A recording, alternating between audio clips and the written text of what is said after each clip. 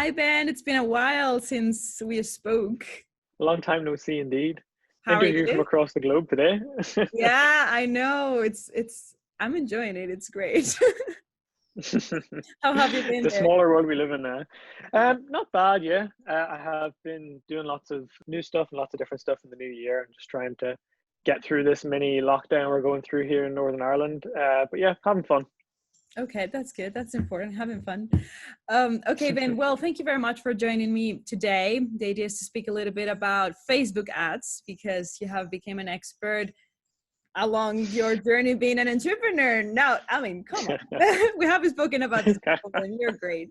Yeah, I want to start saying, how do you start getting into the world of Facebook ads? Like, what's the first step to be like, okay, you know what? I need to do advertising on Facebook. Yeah, well, I think that it might be useful to show sort of how I come into it and how I think a lot of people come into it versus my thoughts on it now. I think that whenever I started off looking at Facebook advertising, I thought it was going to be this like magic button to get to your customers and sell products straight away and be super, super easy. I have a lot of different thoughts on that now. I think a lot of people come and ask for advice, whether it be to me or other people, in trying to sell their products on Facebook. But there's actually probably only a few cases where that really, really makes sense. A lot of people make it work, but for specific products, it just doesn't really make sense. And I think kind of a lot of that has to do with, the cost per getting somebody to view content and all this sort of stuff. Also kind of as like more of a long-term strategy, it doesn't really make sense to just keep throwing money at ads. Much better to build up a brand and build up a proper, SEO strategy or something like that. But anyway, a lot of people come to it for that. And I think I came to it for that. My view on it now is more so that Facebook is a really, really good market research tool. An unbelievably good market research tool. It's not advertising, it's more of a marketing tool in the sense of trying to get feedback from your customers, to me at least. And that's where I found really good success in using it. So when I did start off into Facebook ads, I had a look at like all the different guides and stuff and how you're supposed to do stuff. And of course I went down the whole of like, trying to optimize ads and trying to optimize landing pages, changing the color of the button to see what the the differences in the results are, stuff like that. Yeah, and because I kind of have a background in engineering, or my brain's a bit nerdy and scientific in the way it works, I was like really obsessive over all of the like testing stuff and changing something to see what happens.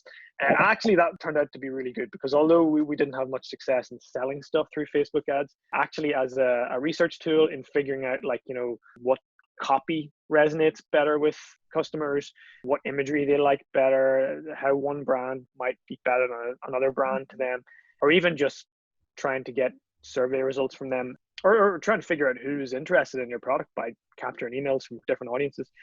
It is really extremely useful. It's like gold dust. So yeah, I think that's kind of how it changed my head. It started off as, how do I use Facebook ads to get people to buy something, into, okay, how do I learn more about the people that are interested in my product using Facebook ads, which is kind of counterintuitive, I think, for a lot of people. But that's interesting, because when I thought about Facebook ads, I was thinking as well as like, okay, I'll get revenue in the door and it's going to be super easy and it's going to be internet. And then I was like, oh, well, I don't have SEO and I don't have a product to sell, like it's a software. So how do I get around it? So going back to what makes sense is what makes sense.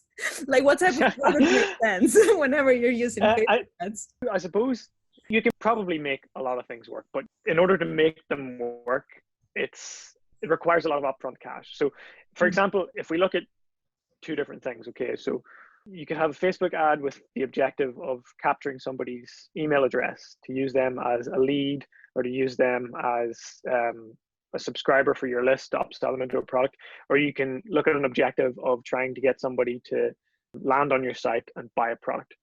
And those two things are very different objectives. One of them is going to require a lot more cost and a lot more spending than the other, obviously, because you're asking for a lot more. It's asking somebody for their email versus asking them to take out their card and exchange their hard-earned cash for you.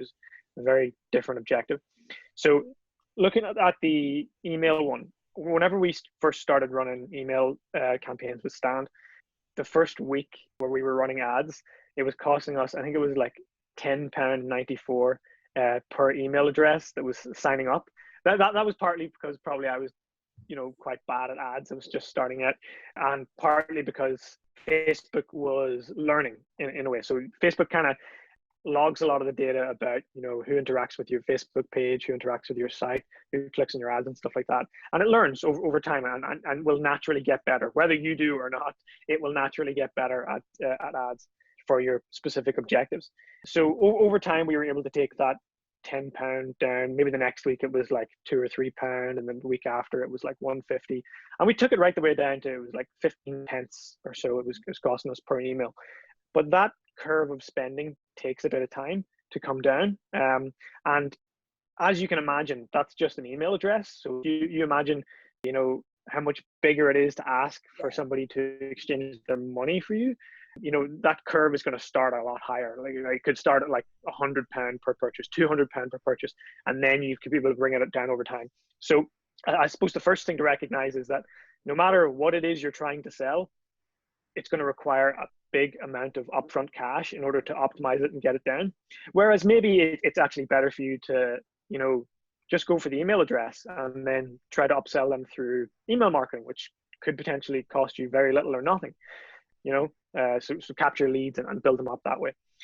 And then, yeah, the other thing is that it's never as simple as just putting out a single ad and asking somebody to buy something from you. So I think one of the popular stats is that people need to see your ad something like 7 times before they'll actually click on it.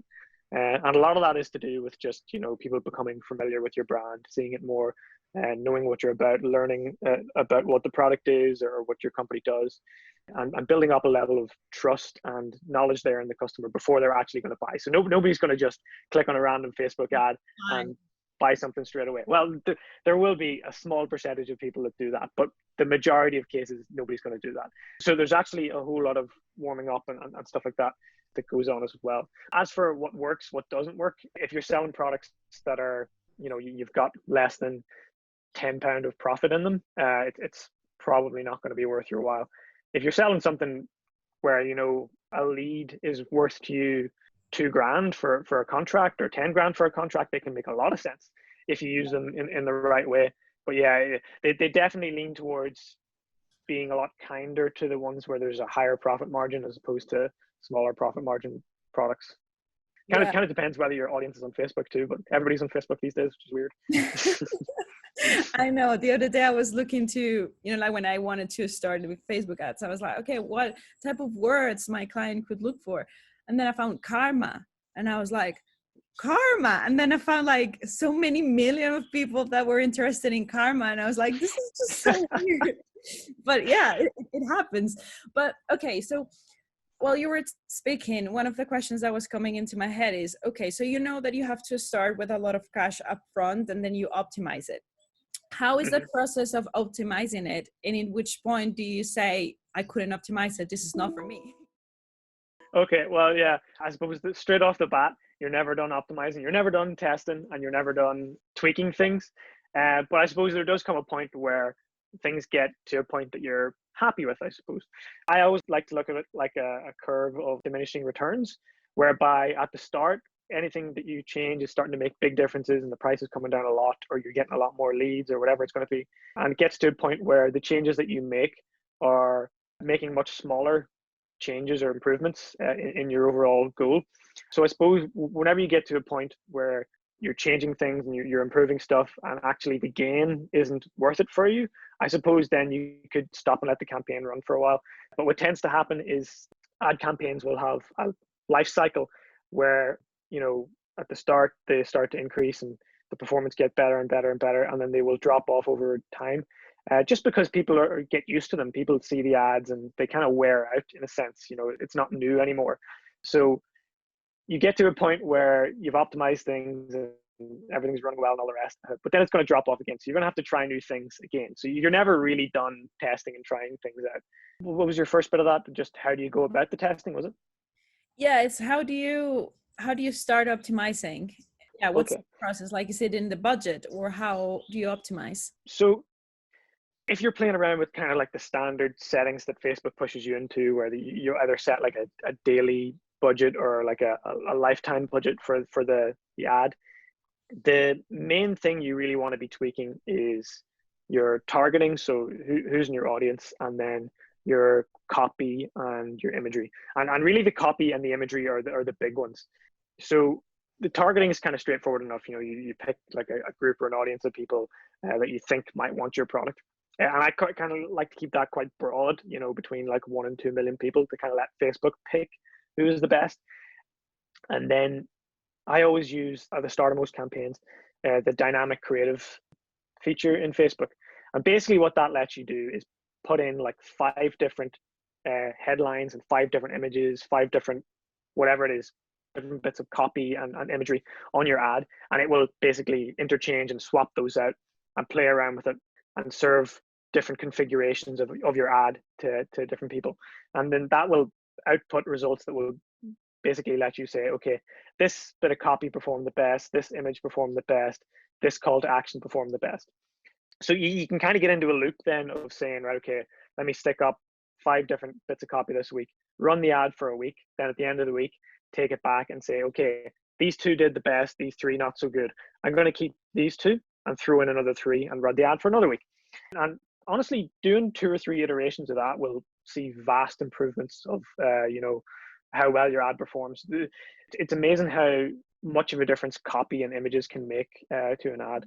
I think whenever we did some of our research, we found that we were trying to basically draw on why people, what the base problem was that people were trying to solve in buying our product. And at a base, it was they wanted to feel safer. And in one of the research tools that we created, there was this word cloud, and literally in the word cloud, right in the middle, there was these big, massive 2 words, feel safe. So we ended up running an ad campaign that literally just had the 2 words, feel safer, and nothing else on it. And this was after we'd been running ads for a few months, and we'd gotten pretty good at them. But just those 2 words, feel safer, outperformed anything we'd done before, but I think it was like 25%. It was amazing. It's funny how much of a difference that, emotional response or whatever it is from reading a piece of copy or looking at an image can have on people. People buy out of emotion first, and they justify it to themselves with all the logic in the world, but they always buy out of them. So, yeah. Yeah, so just to finish off this interview, and time goes so fast.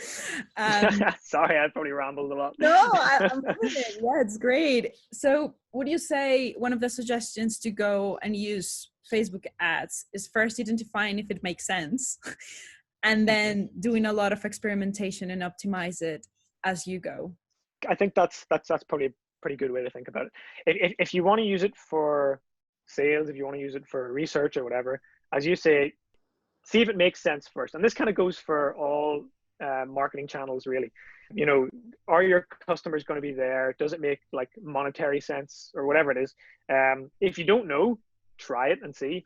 And then, yeah, the whole mentality, again, with all marketing channels, I think anyway, is testing. Try something out and see what works, and double down on the ones that do well. That's really the only way to figure things out. There's no best practices. There's no one type of image or type of copy or setup of landing page that's going to work the best. There are some general guidelines for things, but the rule of thumb is test it and see which ones do best. Double down on the ones that win. Okay, and I think that applies as well for entrepreneurship, not for Facebook ads, but for entrepreneurship as well. Just test and see what works. Exactly. Yeah. Just base your whole life off a rigorous test. Make like a big spreadsheet for like your love life, for entrepreneurship, for everything, and test everything. A/B test your whole world, and see what works for you. Yeah. Well, then, thank you very much for this time here with me. Thank you, Laura. Thanks for having me on. It's been good fun. It's been good fun to catch up as well.